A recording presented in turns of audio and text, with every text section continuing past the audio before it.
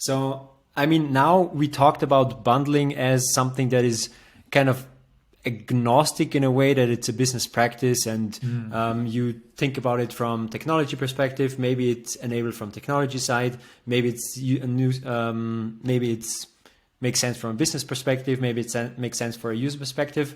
But the interesting thing that's going on in this market is that Microsoft was actually able to take over Slack by the strategy of bundling. So Slack was first. They had really good traction in the market. It was about owning this workspace communication. And obviously, Microsoft Office is in workspace facilitating, right? We know all other apps that they're having, all other products that they're having.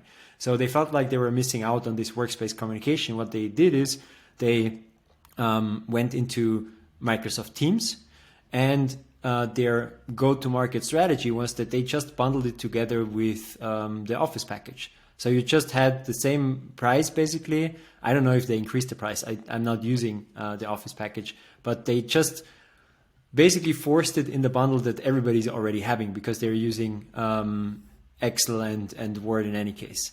So what happened is that by this bundling, people were kind of, I wouldn't say forced to use it, but it was very close to using it, because what Microsoft did is just using their market power. It was already this Office package was already on most of work computers, and now all of a sudden there was also Microsoft Teams. It was working okay, and people were just more adopting this, and through this, Microsoft was actually able to completely overtake Slack.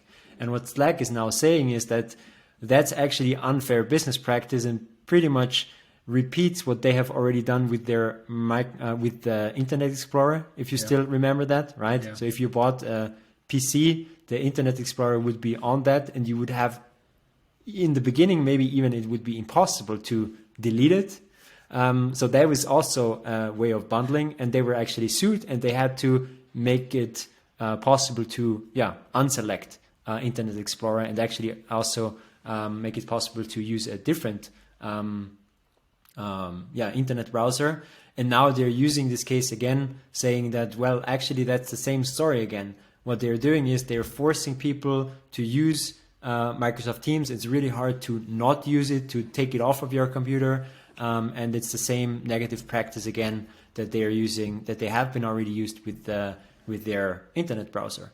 So bundling in this case is just a strategy that somebody with a big market power and market penetration can use to attack incumbents that try to attempt to take a piece of like this whole office infrastructure, let's say. Yeah, that is, I think once your company gets very big and very powerful, once it has the majority market share, that's a problem. For most companies, that's not even like, it's a luxury to, I mean, quote unquote luxury to be in that position from the perspective of Microsoft. Most companies are just like, by bundling, trying to kind of create a appealing offer. So I'm curious to see how this plays out, because I do feel it's a little bit different from what they did with with the Internet Explorer, because there you bought a machine and it was on there already, and it was almost like impossible to get rid of it. But with this case, like you're already buying a product, so you're buying like Microsoft Office, and then it's part of the thing, so it's not like it's super forced.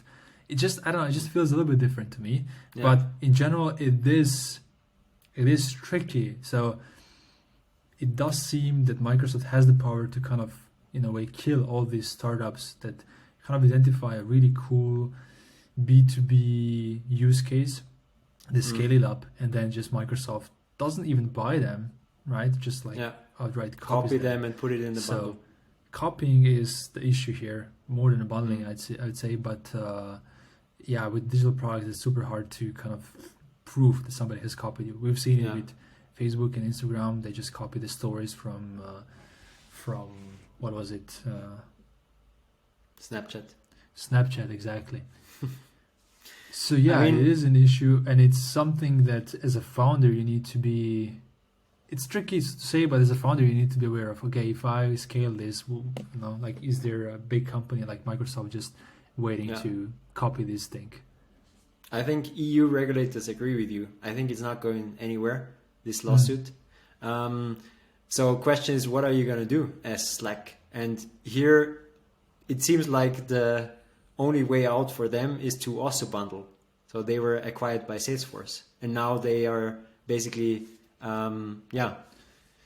bundling these two products and optimizing for Salesforce and Slack to work together as well as possible. And you also know how Slack is already trying to perfectly integrate with any other app, right? So you can link it to HubSpot, you can link it to basically pretty much everything else that is used in your office. So I think that's their way to fight back. But if you look at the numbers, it's not looking good, even though if most people say that Teams is inferior to